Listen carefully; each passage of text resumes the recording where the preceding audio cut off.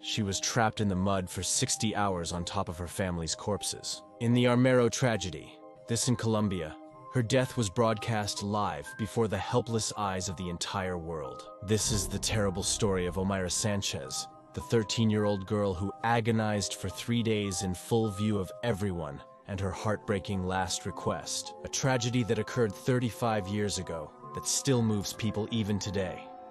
Today, I'm going to tell you the story of Omaira, the Omaira girl who agonized in front of everyone for 3 days.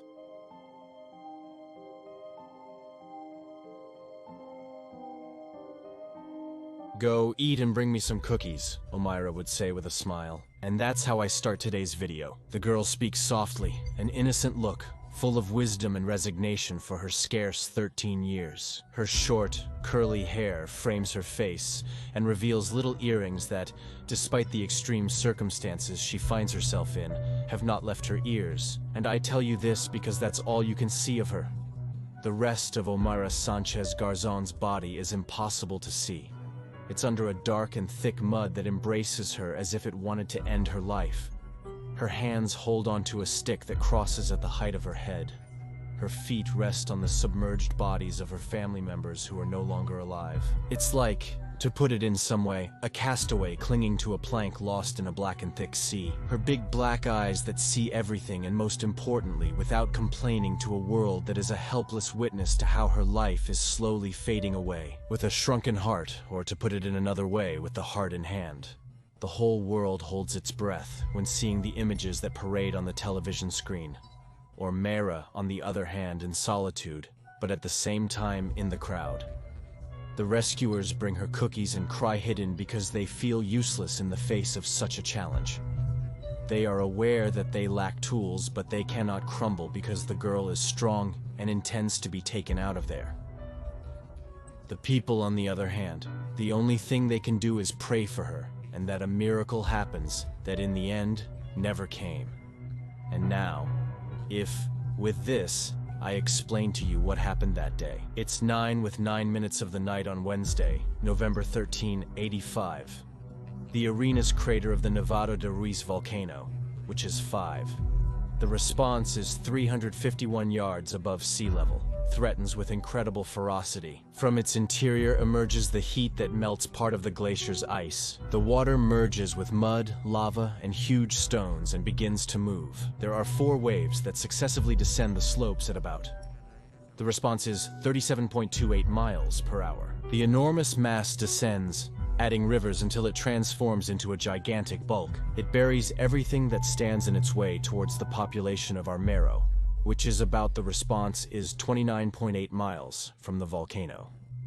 This deadly flow of volcanic sediments is called lahar, as an extra fact. Of the 25,000 people in the area, 23,000 die that dawn in the darkness of the night. Schools, hospitals, churches, houses, parks, the police station, the fire station, absolutely everything is submerged in sticky mud. Then a terrifying silence hovers over. Nature has just consumed the biggest natural disaster in the history of Colombia. The prosperous population of Omaira has been wiped off the map in just a few minutes. About 35 million tons cover the 52 neighborhoods, the 70 streets, the trees, the animals, and the people, and absolutely everything, as if it were the end of the world. And this is where Omaira comes into the story. A bit worried about the intense ashfall that day, Omaira Sanchez and her family are awake. Before going to their beds, Omaira's father, Alvaro Enrique Sanchez, locks the front door of the house. Also with them is Omaira's younger brother, Alvarito, 11 years old, and her maternal aunt with her 1.5-year-old baby. On the other hand, her mother, Maria Leda, has traveled to Bogota to look for a diploma or to look for a stationery store. But returning to the accident, when they hear the brutal sound of the advancing landslide, they no longer have time. There is no escape. It's too late. The debris flow hits and collapses their concrete house. Omaira is trapped under the rubble, but her head is free. She can breathe. Her legs are standing on her aunt's submerged arm and head. She seems to be on the top of the house, but she can't move her lower limbs. Once the commotion passes, Omaira starts to hit the tiles above her head with a stick. Some soldiers from the Colombian Air Force are the ones who find her. They remove the tiles, move the wood, and construct a sort of bridge with tiles and bags of rice to be able to reach where the girl is, and thus start working on her rescue. So she is somewhat freed from the waist up, although she is still submerged. But when they try to pull her out, they realize that this is impossible. If they pull too hard, they can damage her little legs. At this moment, the hours are passing, and the liquid mud is rising millimeter by millimeter. Omaira surprises them with her bravery, because this girl, despite being 13 years old, does not complain. She does not complain about anything. Every time they try to get her out, the water gathers over her. So they decide to put a tire around her body to keep her afloat. The divers descend to try to see what is trapping her, and discover that it is a slab of concrete on her bent legs. Despite her difficult situation, Omaira remains positive. She insists to the rescuers, "Go, there are many more people trapped, I can wait." These are literally her words. The civil defense experts realize that they are in a very serious problem, because the equipment to succeed in this mission is not enough. They are poorly equipped. The television cameras at that time approach and interview her. She speaks with spirit, says she wants her mom to hear her, and asks her to pray for her so that these people can help her and get her out of there. She also tells them that she is worried because that day is her math exam. The rescuers, on the other hand, do not leave her alone.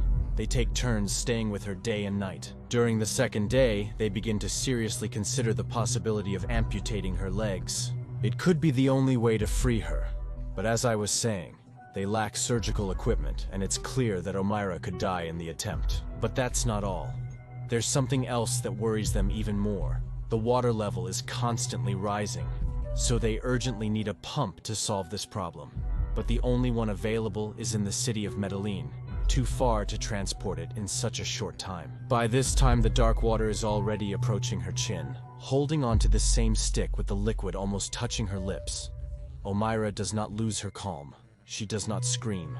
She continues without complaining about anything, bravely enduring under the shattered gaze of those who try everything and at the same time achieve nothing. They entertain her, bring her food, sing with her at night, and Omaira confesses to them that she is afraid that the water will rise and drown her, because she does not know how to swim. They hold back their desire to cry and swear to Omaira that they will get her out of there. But she doesn't cry. Omaira asks about other children. Omaira also sings to the journalist German Santa Maria Barragan and asks him for sweets and a soda in exchange for accepting interviews. She speaks to the media and addresses her mother, to whom she says she loves very much. It is during the third night that Omaira begins to hallucinate. She says she doesn't want to be late for school and talks about her math exam. She has huge dark circles, a swollen face, and her hands have turned white. She asks the people around her to please let her rest for a while, and that's how she begins to say goodbye. A couple of hours later, some workers arrive with a pump to remove the water, but by this time, it is already too late. There's no point anymore. The legs can no longer be freed. The doctors by her side agree in anguish that they have nothing to amputate with, and the most humane thing is to let her die. So at 10:05 on Saturday, November 16, almost 60 hours after being trapped, Omaira loses her life. Those who are present hear her say, "The Lord is waiting for me," before closing her eyes. Omaira lifts her face, looks at the rescuers and journalists, and gives them her last brave smile. Then she lets go of the ties and lets herself go. They will later say that she lost her life from gas gangrene, hypothermia, or that her heart could not bear so much horror. But there are those who may consider that she lost her life due to negligence, due to recklessness by the authorities. Leonardo Hernandez, a rescue doctor, was one of those who held Omaira's hand until her last final breath. He says there was a fatal mix of negligence and lack of resources to get her out of there alive. So today he acknowledges with despair that in order to rescue the girl, appropriate and submersible material was needed. In that scenario, and more than 30 years ago, it was quite complicated to have all of that at hand. Hernandez still has not overcome the helplessness that the dramatic case he had to experience firsthand generated in him. He remembers the victim with admiration. He says that she could sing and tell stories while she was suffering. And the most admirable thing is that she never blamed them for not getting her out of there. Nor did she call them incapable. She never said anything aggressive to them. They learned from the courage and perseverance with which she handled the whole situation. He says they learned from the courage and perseverance with which she always handled the situation. But in reality, you're probably wondering who was to blame. The locals call the volcano the Sleeping Lion. And the truth is that no major eruptions had been recorded since 1845.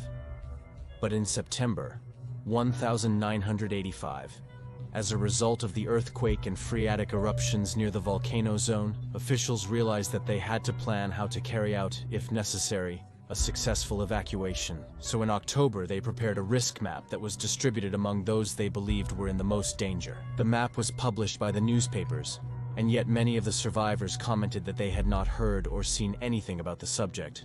But the truth is that, as usually happens in these types of catastrophes, there was strong opposition from economic interests. In addition, the Colombian Congress maintained that the scientists and civil defense officials were too alarmist to be taken seriously. An intense ash rain in the morning was the initial warning of that November 13, 85. The volcano was in full activity. Between 5 and 7 in the evening, the ashes had stopped falling. So the authorities then chose to tell the inhabitants to stay calm in their homes, and minimized what was brewing in the center of that volcano. Even as the eruption was just happening, the civil defense wanted to warn the authorities about what was happening, that Omaira was in too much danger, but there was no way to contact them anymore. It was 9:45, and the disaster was already in process. With this, the controversies after the tragedy did not take long to unleash. The lack of alerts, the reckless use of the land, the settlements built on the routes of possible landslides, everything had come together for the worst outcome. And so Omaira, that until then had been a prosperous town, with 5 banks, 9 schools, 2 radio stations, 2 hospitals, several cotton warehouses, coffee, peanuts, a rice mill, a fumigation track, a train station, and a church, that after 11 at night no longer existed. In the end, the badly injured body of Omaira was buried whole in the same place where she died.